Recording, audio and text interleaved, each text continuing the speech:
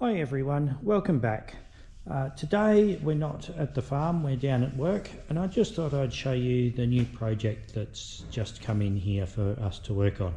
I apologise for the flickering in the background. It turns out the new LED lights in the shed give a pretty good strobe effect on everything.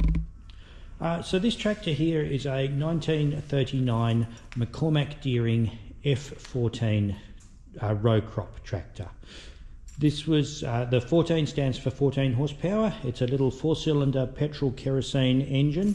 So start it on petrol and run it, switch it over to kerosene once it is up to running temperature.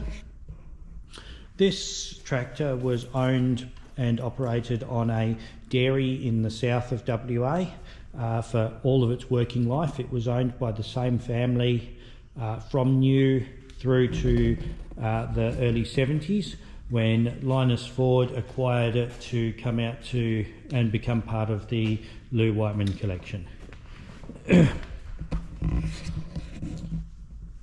So it's reasonably complete.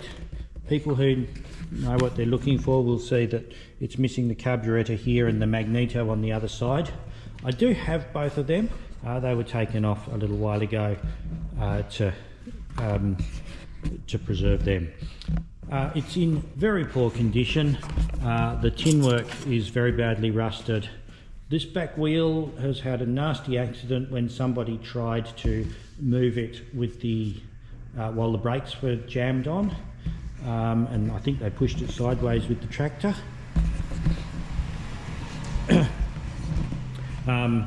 The seats completely rusted away.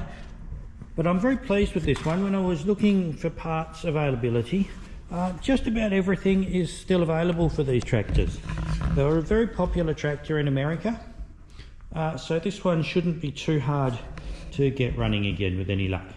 It hasn't had water in the engine, so the engine still turns, but I believe the engine was quite worn out when it finished its working life. We'll take the cylinder head off because at the moment it has no compression, and I suspect that the valves are sticking on it. So we'll lap the valves in. We'll assess what the rest of the engine is like. We're probably not going to do a full rebuild on this. It's never going to go back to working hard. It just needs to run to be able to move around, and most of its time it's going to spend sitting in a museum. So whenever I get a project like this in, the first thing I like to do is go through and with a bit of penetrating oil and just give everything a bit of a spray down that I think I'm going to need to get undone. So that's probably the first couple of hours of this project, just going through. Many years ago I did go through and grease all the grease nipples.